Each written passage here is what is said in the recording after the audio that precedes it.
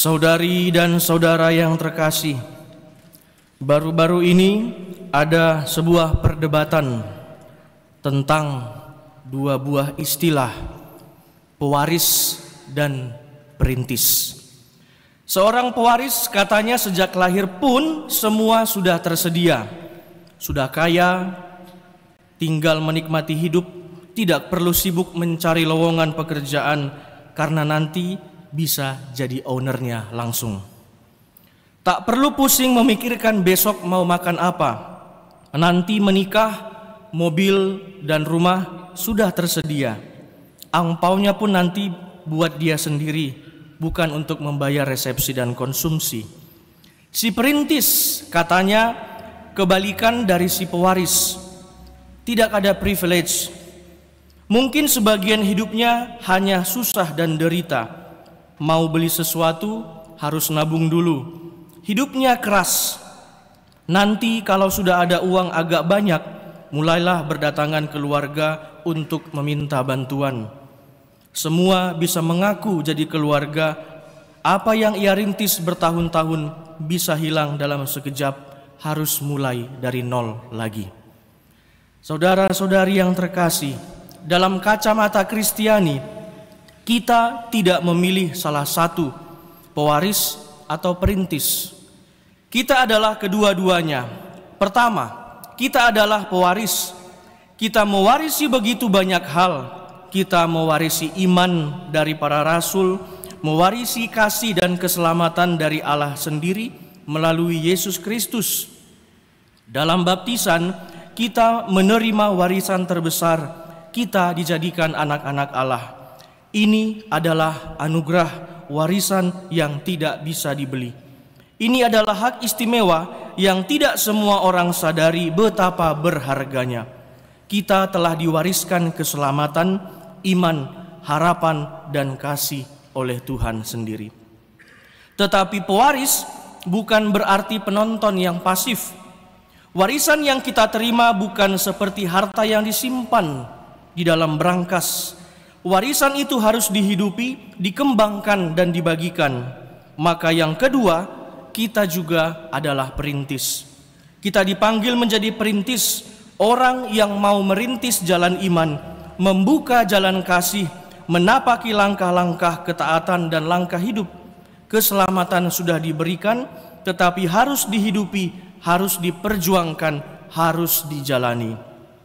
Maka bacaan-bacaan hari ini yang telah kita dengar bersama membantu kita melihat dari sudut pandang Tuhan. Dalam Injil, Yesus mengajak kita untuk masuk melalui pintu yang sesak, pintu yang sempit.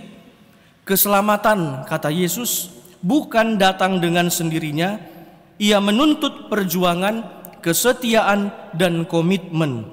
Keselamatan harus kita rintis dan kita perjuangkan. Maka jangan membayangkan keselamatan itu semudah memasuki Porta Santa ya Bapak Ibu. Kita kan mungkin ada yang sudah 5 kali, 10 kali Eropa, kemana-mana, luar kota, Porta Santa, berharap mendapatkan keselamatan. Betul, tapi tidak semudah itu mendapatkan keselamatan. Ujuk-ujuk keluar masuk, wah selamat gitu ya. Maka keselamatan yang ditawarkan oleh Tuhan tidak semudah memasuki Porta Santa. Bahkan ada perumpamaan, ketika pintu ditutup, ada orang-orang yang berkata, kami sudah makan dan minum dengan engkau, kami sudah mendengarkan engkau di jalan-jalan. Tetapi Tuhan berkata, aku tidak mengenal kalian. Ini sama seperti ketika kita punya uang, lalu tiba-tiba ada yang nelpon atau nge-WA seorang kenalan atau teman yang sudah lama tidak berkomunikasi, sudah lama tidak pernah bertemu, tiba-tiba nge-WA, bro pinjam dulu 100. Artinya mengenal Tuhan bukan soal hadir sesekali atau mengaku dekat dengannya, melainkan soal kesetiaan yang nyata dalam hidup sehari-hari. Memang benar bahwa Tuhan menghendaki semua orang selamat, bahwa dalam bacaan pertama, Tuhan tidak hanya memanggil satu kelompok, tetapi ingin mengumpulkan semua bangsa.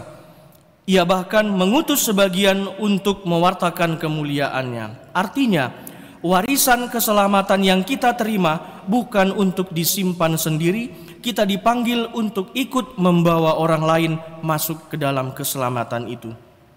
Maka untuk merintis keselamatan ini, kita tidak bisa hanya diam, tidak bisa hanya ongkang-ongkang kaki, mengandalkan diri sebagai ahli waris anak-anak Allah.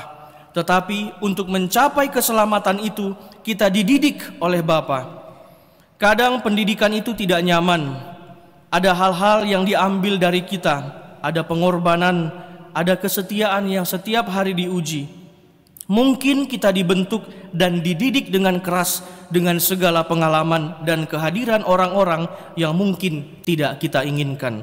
Tetapi semuanya itu membentuk kita menjadi dewasa dalam iman. Saudara-saudari yang terkasih, sebagai manusia tentu kita punya semangat, kita punya mimpi, kita punya cita-cita. Tetapi kita juga sering merasa berat.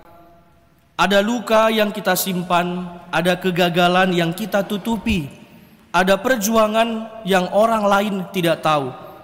Kadang kita melihat hidup teman kita tampak baik-baik saja, tetapi kita tidak tahu seberapa keras mereka berjuang menerima hidup dan berjuang untuk tetap hidup. Setiap hari, setiap orang sedang berjuang merintis hidupnya masing-masing. Maka tak perlu membandingkan, tak perlu menghakimi. Kalau kita tidak bisa menolong, setidaknya jangan sakiti hati orang lain. Kalau kita belum mampu memberi, setidaknya doakanlah orang-orang yang sedang juga berjuang di sekitar kita. Itu pun bagian dari merintis jalan kasih bagi sesama. Saudara-saudari yang terkasih, kita telah diwariskan dosa asal yang membuat penderitaan hinggap dalam hidup. Namun ingatlah bahwa Tuhan sendiri berjuang untuk kita semua agar kita selamat, perjuangan yang total yang memberikan seluruh hidupnya. Maka tidak ada alasan sebetulnya bagi kita untuk menyerah dalam hidup. Maka teruslah berjuang, teruslah hidup, janganlah putus asa. Rendah hatilah agar mau dibentuk dan dididik. Sebab jiwa yang rendah hati tidak mengandalkan dirinya sendiri, tetapi menaruh seluruh kepercayaannya kepada Tuhan. Berjuanglah untuk masuk melalui pintu yang sempit itu. Tuhan memberkati.